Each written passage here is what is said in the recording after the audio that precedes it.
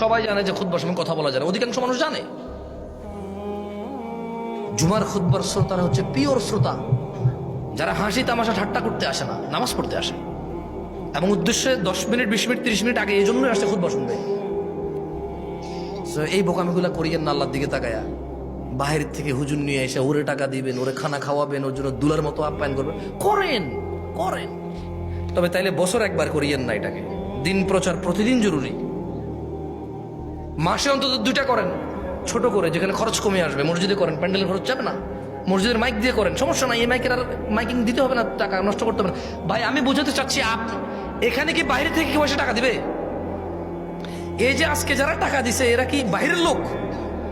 আমি জানি এই গামছা টামছা দিয়ে সর্বোচ্চ 5000 টাকা ওঠে, 2 টাকা 10 টাকা 20 টাকা বেশি ওঠে।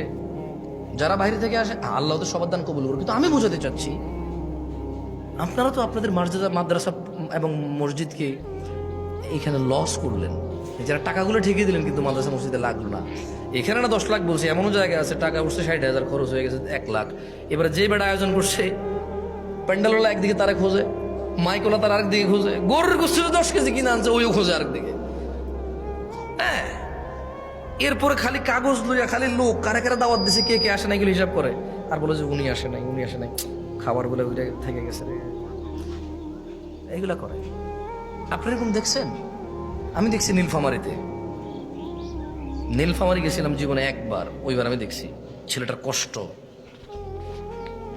যেদিন মাহফিল করবে বলছে প্রধান বক্তা আসে নাই, বড় কাউকে দাওয়াত দিছে, কোথাও শুনছে যে জামশেদ মজুমদার নামে কেউ একজন আছে বক্তব্য দেয়। তখন আমি 2020 সাল 21 সালের কথা, 20 সালের কথা মেবি, হ্যাঁ মোস্ট প্রবাবলি 21 বা 20, সঠিক মনে নাই। ছেলেটা খুব ভালো, আল্লাহকে বরকত দিই। এত ভালো আয়োজক হয় না, ও মুখলেস, মাশাআল্লাহ। মুখলেস বলতে কি ফরেজগারের দেখছি আমি। এখন কি করবে, আমাকে দাওয়াত দিয়েছে, আমি চিটগং, তা আমি কিভাবে নীলফামারি যাবো কালকে আমার মাহফিল? তখন আমার বিমানের টিকিট কেটে দিছে, যাই নামছি, ওয়াল্লাহ যাই দেখেছি রাস্তাঘাট দেখা যায় না, এত কুয়াশা, ওইদিকে এত ঠান্ডা।